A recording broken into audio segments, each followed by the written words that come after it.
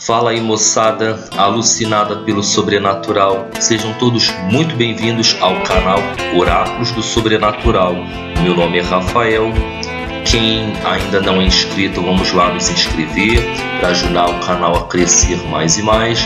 E vamos hoje para mais um capítulo da nossa série Mistérios do Paraná.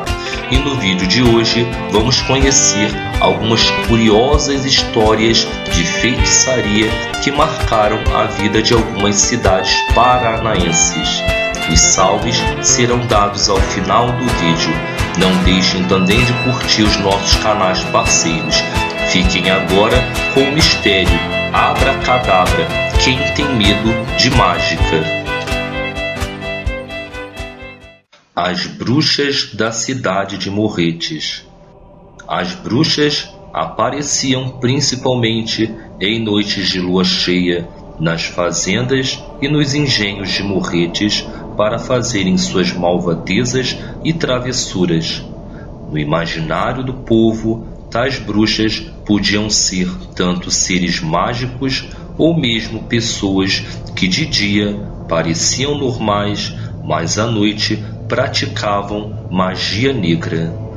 A aparição dessas bruxas, ao que parece, acontecem ainda em nossos tempos, pois dizem os paranaenses de fazendas que ainda hoje elas galopam sentadas no pescoço de cavalos, fazendo de suas crinas tranças finas e unidas para servir de estribo.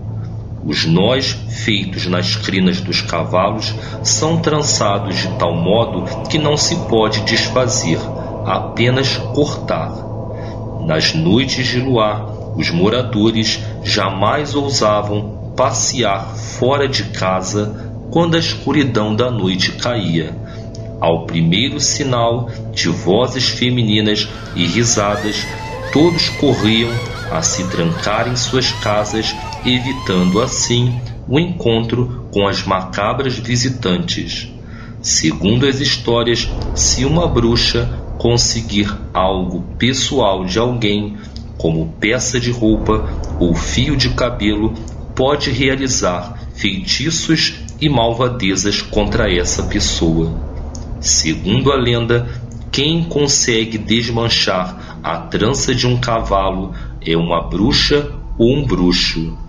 Temos vários relatos de pessoas que, pertencentes às famílias tradicionais de Morretes, já tiveram a oportunidade de ver de perto a trança feita por uma bruxa. Esse é um dos principais sinais que apontam que uma fazenda foi visitada por uma bruxa durante a noite. Dizem também que à noite elas vão aos engenhos em forma de patas ou cabras pretas para beber a água dos animais e às vezes trazer pragas.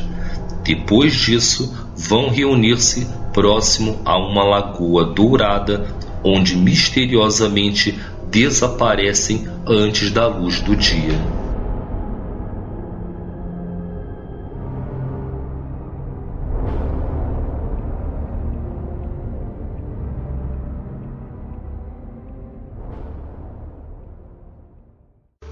A praga da cidade da Lapa.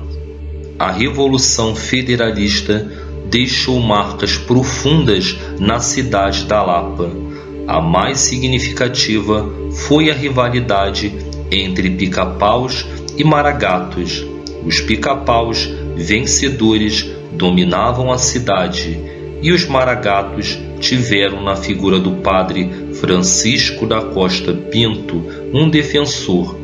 Mas a luta continuava em forma de folhetos, sendo os mais importantes olho por olho, dente por dente e esterco contra esterqueira. Os títulos dos folhetos já nos dão uma ideia dos conteúdos.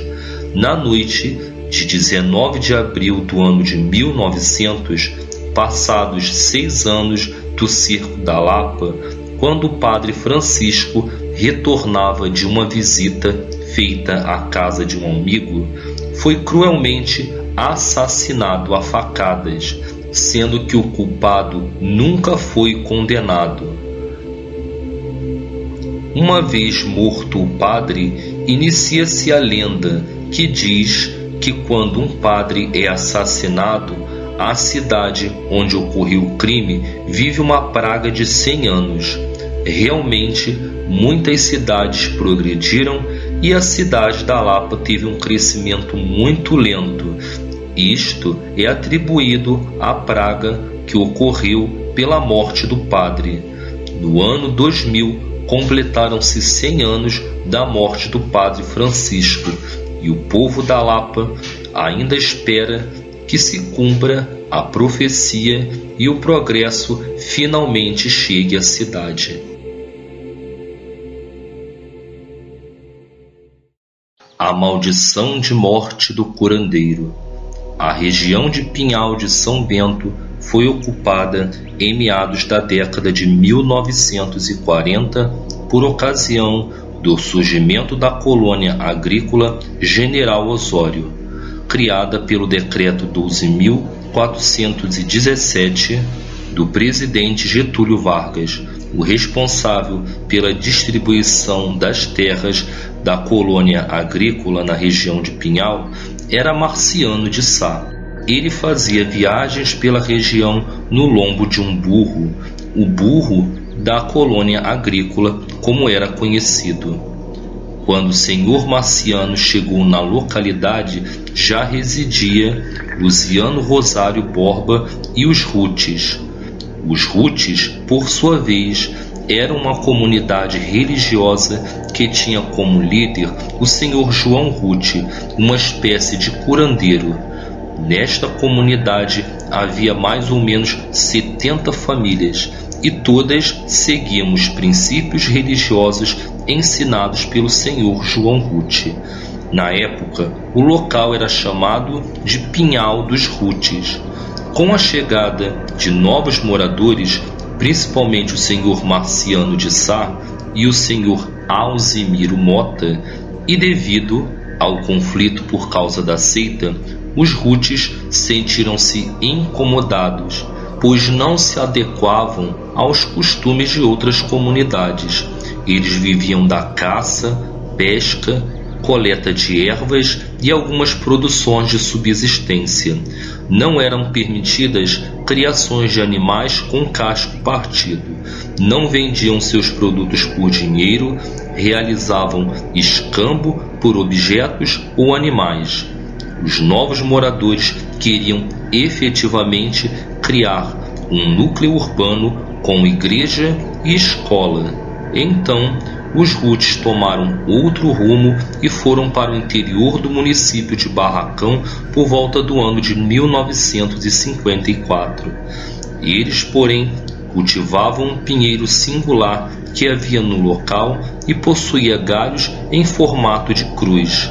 Dizem que foi descoberto por Bento Monteiro, seguidor dos Rutes. O senhor João Rute disse ao deixar a localidade que aquele pinheiro não poderia ser derrubado, e se alguém ousasse derrubar o pinheiro seria amaldiçoado de morte, assim como toda a sua família, e o lugar nunca mais iria se desenvolver. O pinheiro foi derrubado pelo senhor Algemiro, depois que os Rutes abandonaram o local. Depois de derrubado o pinheiro, o medo tomou conta da família do senhor Algemiro. A sensação de que coisas sobrenaturais rondavam a propriedade era frequente. A situação foi se tornando insuportável até que resolveram mudar-se do local. Coincidência ou não, depois de alguns anos, Algemiro, a pessoa que cortou o pinheiro sagrado, foi morto numa briga de bar, realizando assim a maldição lançada pelo curandeiro.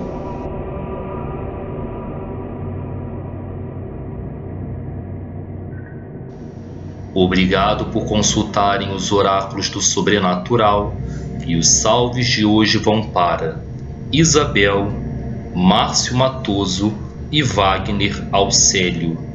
Tenham todos uma boa noite.